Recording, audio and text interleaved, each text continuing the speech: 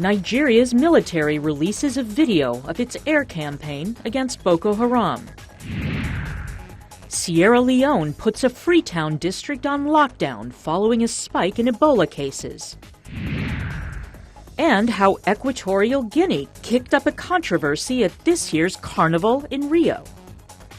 Africa 54 starts right now. Good evening, I'm Vincent McCory. This is Africa 54. Tonight, a bombing attack in the northeastern Nigerian town of Potiskum has killed at least 10 people. A security source confirmed Tuesday's explosion at a crowded bus station, and a hospital source has confirmed that the 10 bodies were brought in. It was the second attack in the city in 3 days. On Sunday, a young girl with explosives strapped to her killed 5 people and wounded dozens at a security checkpoint outside a market. Well, meanwhile, the Nigerian military has released new video of an air raid on Boko Haram positions as it continues to clear the terrorists from their northeastern enclaves. In recent days and weeks, Nigerian ground forces backed by airstrikes have retaken several northeastern towns, including Baga, which was the headquarters of a multinational force of troops. While in East Africa, a Kenyan court has thrown out parts of an anti-terrorism law seen as stifling the media, but it has left a provision allowing police to hold terrorist suspects for nearly a year without being charged. An opposition coalition and rights groups challenged the law, which was passed in December, saying it was hasty and undermined basic freedoms. Sections of the anti-terrorism law were deemed unconstitutional by a court on Monday. This is seen by some as partial setback for President Uhuru Kenyatta, who has faced mounting pressure to boost security after a series of Islamist attacks, including the September 2013 attack on Nairobi's Westgate shopping mall that killed 67 people. Parts of the Security Laws Amendment Act that would punish media organizations if they print materials likely to cause fear or alarm and place a cap on the number of refugees allowed in the country were thrown out. Left intact are provisions that will allow suspects to be held without charge for 360 days and compel landlords to provide information about their tenants. After the ruling, a group of people cheered and chanted in the courtroom. Kenyan opposition leaders, whose coalition was part of those opposing the laws, say Kenyans had come out as winners, even as they expect the government to appeal the judgment. We shall exercise the right of the people of this country to go to the next court, which is the Court of Appeal. We have already heard that the state intends to appeal to the extent that we won, and we want to tell them, let them come along, we are ready for them, and we'll meet them in the next court. We shall not and shall never relent until the freedoms that Kenyans fought for, shed blood, lost lives, are exercised and enjoyed to the full. The law was passed during a chaotic session of parliament in which opposition legislators, citing a threat to civil liberties and free speech, threw books at the speaker, shouted, chanted and sprinkled water over the deputy. In its ruling on Monday, the 5-judge constitutional panel described the parliamentary scene as a loud consultation and found that the process had not raised constitutional problems. Under Kenya's anti-terrorism laws, 4 men were charged with committing a terrorist act by helping al-Qaeda-linked militants launch the murderous attack on the Westgate Mall. They are accused of giving support and shelter to gunmen following the assault on the Westgate complex. Well, for more discussions on the court's decision, joining us live via Skype from Nairobi is VOA East Africa correspondent Gabe Joslo. Now, Gabe, apart from the reaction from the opposition, what are Kenyans saying about the recent ruling? Well, there's obviously from the rights groups who are also involved in this case, there's a big celebration going on right now. They saw these laws, these security laws, as being unconstitutional, as being passed in a really frenzied way without much public comment. So they're certainly very happy. As people have been saying, there seems like appeals are being prepared on both sides. So you can expect that the government is not particularly happy with this ruling, that is the presidency of Uhuru Kenyatta. So I'd expect that we'll see some stronger reaction from them in the coming days, and it is likely to go to an appeal. Well, still there are some parts of that law that those who are opposed to it think should be taken out, and especially to do with the detaining of suspects. What is the opposition and the rights groups planning to do regarding that? Right. Well, the rights groups are also planning to appeal this decision because they want to see basically the entire bill scrapped. While the High Court on Monday did remove a lot of the more controversial measures, the majority of the bill is still in place, including the one you mentioned that would allow suspects, terror suspects, to be detained for up to a year without charge. So you're going to see the rights groups and the opposition are going to continue to fight this, and the government is probably going to continue to push forward as well. You know, what was interesting about Monday's ruling was that, you know, the High Court said it's not that the problem is that Kenya was lacking in very good security laws. The problem was that Kenya was not enforcing the existing laws. So that's sort of the stance that they're taking right now. And so you're going to see the government probably try and defend these laws, but also a lot more talk about how to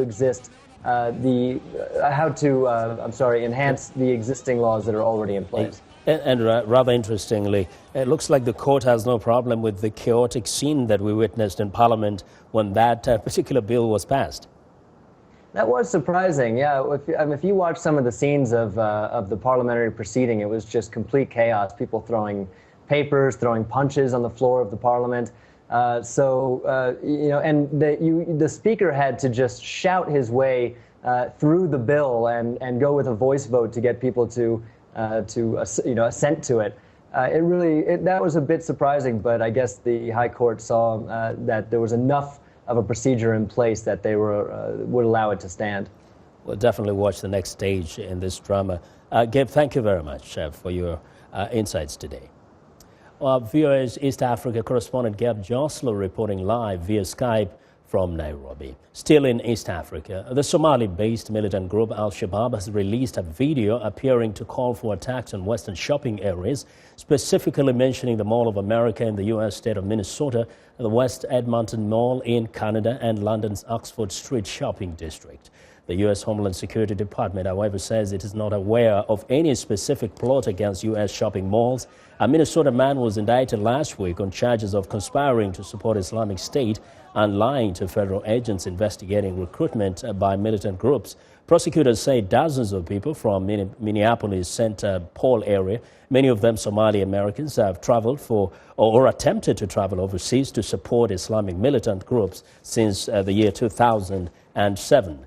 Now, for more insight on this situation, joining us by phone from Minneapolis, Minnesota, is Abdi Warsame. He's a member of Minneapolis City Council. Councilman Warsame, welcome back to Africa 54. Thank you, Vincent. Thank you very much. Now, the government, the U.S. officials are saying, well, they're not aware of any plot, but this is affecting or really touches very close to the community of the Somali people in Minneapolis. What is your reaction to this new threat? I mean, our reaction has been, we're very appalled and shocked that Al-Shabaab and the criminal network that they represent has targeted specifically the Mall of America. Because the Mall of America is a very important center for our community, as well as for the general Minnesotan public. We actually frequent that area a lot. For our Eid holiday festivals, the whole Somali American community goes there. Our children love the Mall of America. We shop there. We have a great deal of workers there as well. Now, who work there from the community as well. Exactly. Councilman, now this is such a challenge that if there was to be an attack, Al-Shabaab is calling on Somalis in Minneapolis to probably be the ones to launch this attack. How challenging is this to the community? I mean, I think we cannot underestimate it. We cannot be complacent. We have to be vigilant. But I doubt that they have supporters or they have cells within the state of Minnesota. I mean, Al-Shabaab right now are at their last legs. They are desperate. And if you look at this video, if you analyze this video they had an hour-long diatribe, an hour-long, the usual Al-Shabaab nonsense. And they needed a hook. They needed something to gain the media attention. So by specifically naming, London and Minneapolis and I think Edmonton in Canada, they got that they got what they wanted, which was that hook. But I doubt that they do have the Councilman, capacity. do you think it is something to be ignored, regardless of what you think right now? No, I don't think it should be ignored. I think we should be vigilant. I think we should take this seriously. I think the community, when we're working with law enforcement, we are very vigilant. But like I said, this is more of a media stunt from Al-Shabaab side, and it shocks us because what they want to do is they want to harm Somalis everywhere. They just had a bombing in Mogadishu on Friday, and they want to make the community unsafe everywhere. So regardless if you're in Kenya or in Uganda or in Minneapolis, they are targeting specifically the Somali population in the diaspora, and they want to create a wedge between us and the larger, broader community. Well put. Councilman Wasame, thank you very much. Abdi Wasame is a member of the Minneapolis, Minnesota City Council.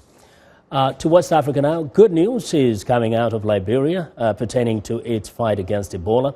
President Ellen Johnson Sirleaf has lifted the nationwide 9 a.m. to 6 a.m. curfew imposed over 6 months ago, and the president is planning to reopen borders that were closed to contain the spread of Ebola as the threat from the virus recedes. However, no date was given for the reopening of the borders.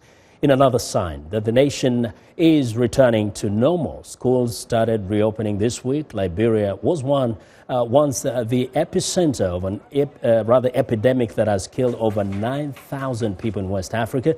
But new infections have fallen off dramatically in recent months. President Sirleaf is slated to visit the White House on Friday to meet with President Barack Obama to discuss a wide range of topics, including the ongoing Ebola response. Now, we'll have Ebola news that is not quite as good on Liberia's neighbor to the west, Sierra Leone, coming up a bit later in our health report. Well, fighting in Sudan's war-torn Nuba Mountains has led to an increase in the number of Sudanese refugees fleeing lately to South Sudan. In addition to an estimated 1.4 million internally displaced people, South Sudan is also now home to around 250,000 Sudanese. Adam Bales reports from Yida, where more than 80,000 of them have taken refuge. Yida Camp in South Sudan's Unity State, one of the country's biggest refugee settlements. Everyone here has fled from a single conflict across the border in Sudan's South Kordofan state. UN officials say there has been a rapid rise in numbers arriving because of recent heavy clashes. We have seen almost 100% increase in the last month when compared to the same period in 2013-2014, meaning almost 700 to 900 people every week coming to South Sudan. A bloody civil war has raged for more than 3 years in Sudan's Nuba Mountains, with yearly fighting between Sudan government forces and Sudan's People's Liberation Army North rebels. The spreading ground fighting, intensified bombing by government planes and poor food security forced thousands of families to flee. Nearly 70% of new arrivals are children. This graffiti shows the land they left. The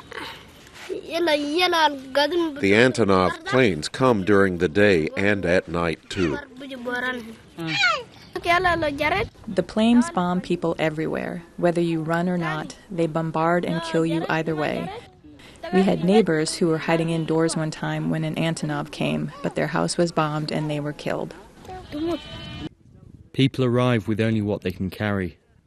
Jalila Abraham arrived today. She says it took her 1 week to walk here from her village with her 3 children. We came here because they continue to bombard us day and night. That is why we ran away. We move from one place to another because they follow us to wherever we go and bomb us. Many new arrivals will travel to Ajon Thok, a UN camp to the east. But with a capacity for only 25,000 people, it is almost full. While Sudan's government denies it, the Yida camp director, Jacob Osman Kaluka, says the bombing is intentionally driving civilians out of South Kordofan. Their objective is to scare the people and to let them run away from the SPLA control area. That one by burning all the crops in their fields, burning the houses, and giving them no rest. So at least to evacuate, to empty the Nuba Mountains from the human being so that it can just remain like no man's land. Life in Nida camp is basic, but safe. People have access to fresh water and healthcare with help of humanitarian groups. It is unknown how long the refugees will stay, but after peace talks failed last year, many think they may never return home. Before the war, we used to farm, but after the bombardment started, we could not continue with that. We lost our parents, and our children lost their fathers, and life has become so difficult for us. Before the war, we used to live well, but now we don't. Meanwhile, UNHCR says another new camp will soon be established to prepare for a surge of refugees expected from across the border in the coming months. Adam Bales for VOA News, Yida Refugee Camp, Unity State, South Sudan. We want to know what you think about Africa 54 and the stories we cover. Join the conversation on Facebook. The address is Africa 54, and check out our headlines 24/7 on voaafrica.com. Coming up, the World Health Organization evaluates the global response to Ebola. Stay with us.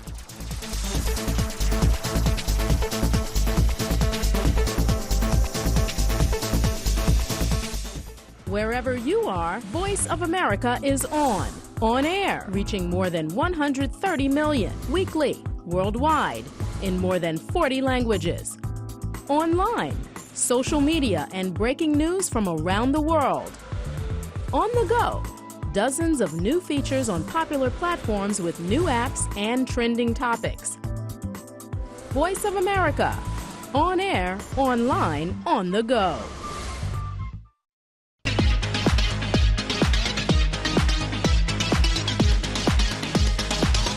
Well, it's time for our health report, and joining us now is Africa 54 health correspondent Lino Mudu with a look at Ebola in Sierra Leone. Lino. Hello, Vincent. Hello, everyone. Sierra Leone has imposed a lockdown in Freetown's Aberdeen district following a spike in Ebola cases. The source of the outbreak is thought to be a fisherman who arrived by boat from another town. The World Health Organization says about 30 cases of Ebola have been confirmed in the area in what is seen as a setback for the country hardest hit by the virus. Health workers have been deployed to carry out house-to-house searches in Aberdeen, and the government is working with its partners to conduct contact tracing programs with aim to contain the outbreak. Dr. David Keretes is the WHO representative in Sierra Leone. We are able to identify the new infections that are arising in Aberdeen, identify the contacts of those infections, follow them on a regular basis so that if they become sick, we're able to isolate them quickly. That's actually how we end an Ebola outbreak, and that's what's going on in Aberdeen now. And Aberdeen, located on the tip of the Freetown Peninsula, is under quarantine for up to 21 days, according to the National Ebola Response Center. Now, the World Health Organization recently held a foreign medical teams meeting on the Ebola response in Geneva.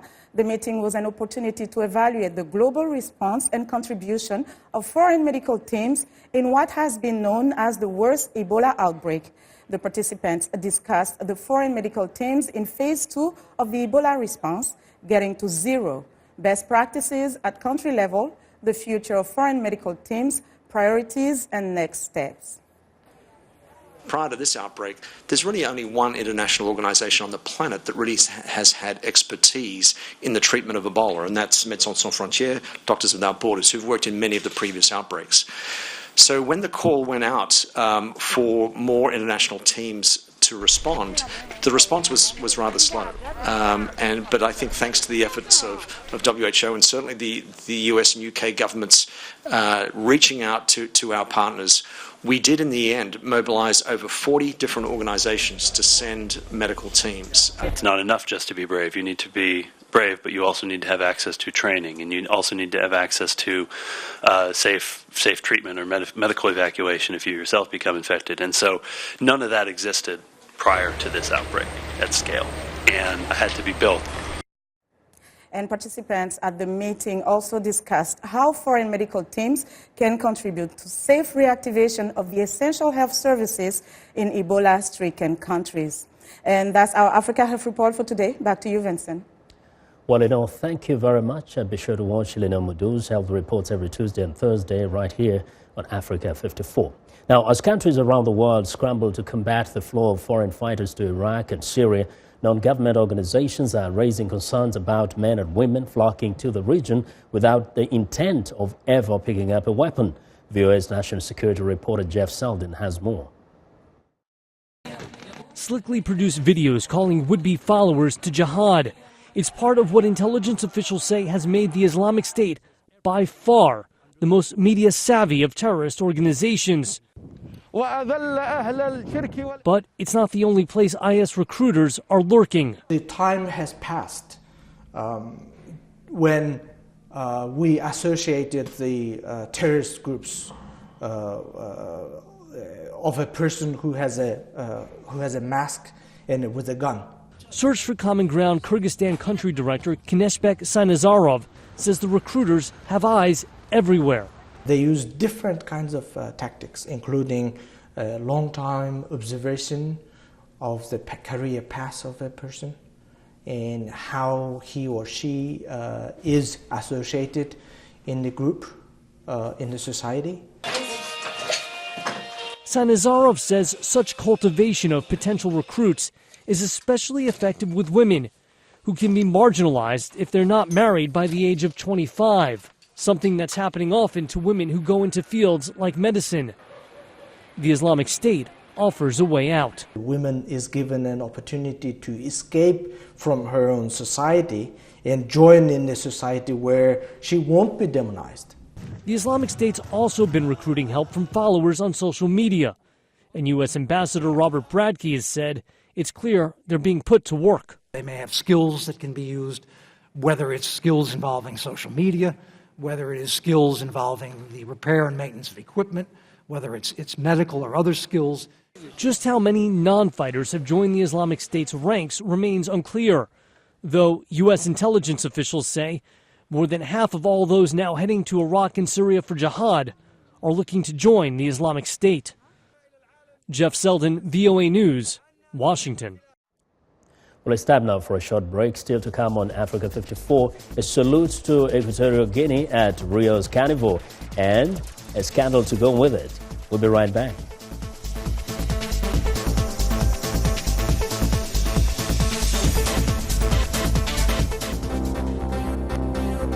If you've just joined us, I'm Mariama Diallo, and here is a quick recap of today's headlines. Niger's president visits the Difa region to meet foreign troops deployed in the regional fight against Boko Haram. And Lesotho will hold elections to choose a prime minister Saturday in hopes of restoring stability after an attempted coup in August. Tunisians rally in support of blogger Yassine Ayari, who was sentenced to a year in prison for defaming military officials. Finally, developers in eastern Congo increase ecotourism by promoting unique rainforest and endangered wildlife. That's it for today. Thanks for watching. We'll see you next time.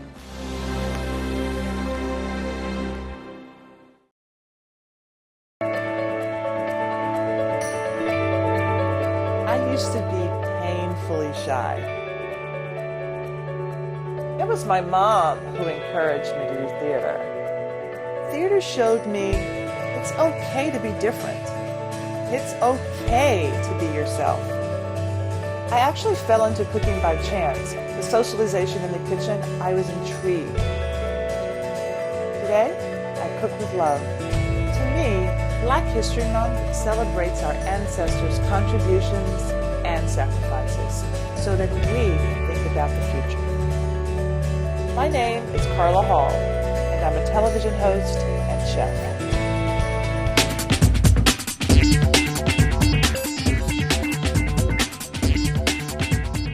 Welcome back to Africa 54. Here's what's trending. A controversy at Rio Carnival involves Equatorial Guinea.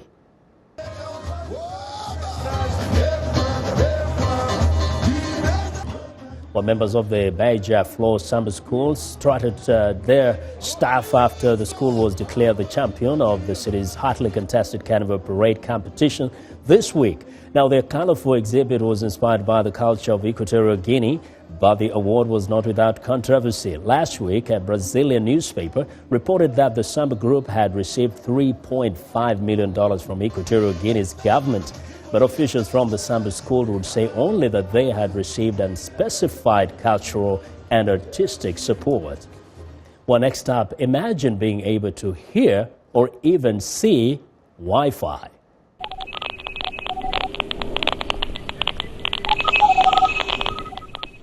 Walking through the busy streets of London, science writer Frank Swain is not only hearing the rumble of nearby traffic and conversations, he is also hearing Wi-Fi networks. The sound being transmitted to his two hearing aids is an audio representation of the busy wireless signals around him. It is all part of a project called Phantom Terrains, which Swain created to experiment with his hearing aids. He collaborated with sound artist Daniel Jones, whose work explores new ways in which sound and technology can develop our understanding of the world. And finally,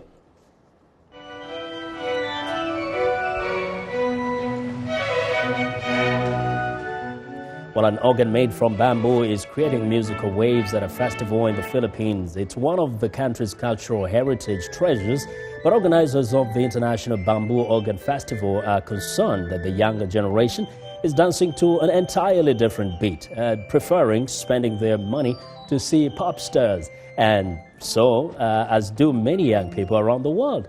Well, next year the bamboo organ celebrates another milestone, the 200th anniversary of its creation, and that is what is trending today.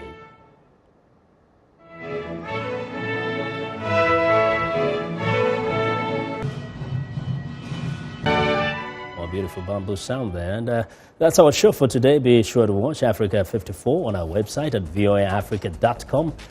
For more news, tune in to VOA's evening radio show, Africa News Tonight at 1800 UTC, and in the mornings, Today Break Africa between 0300 and 0600 UTC, Monday through Friday. Thanks a lot for watching. From all of us here in Washington, have a good night.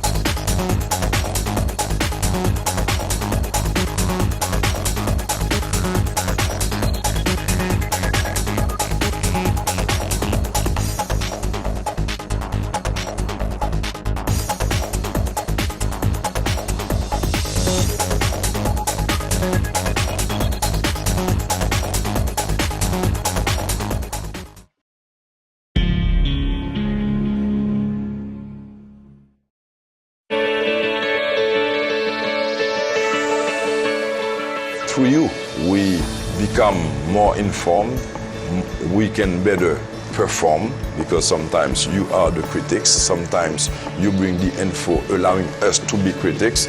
So it's you have become a part of our life, and we need you to continue growing.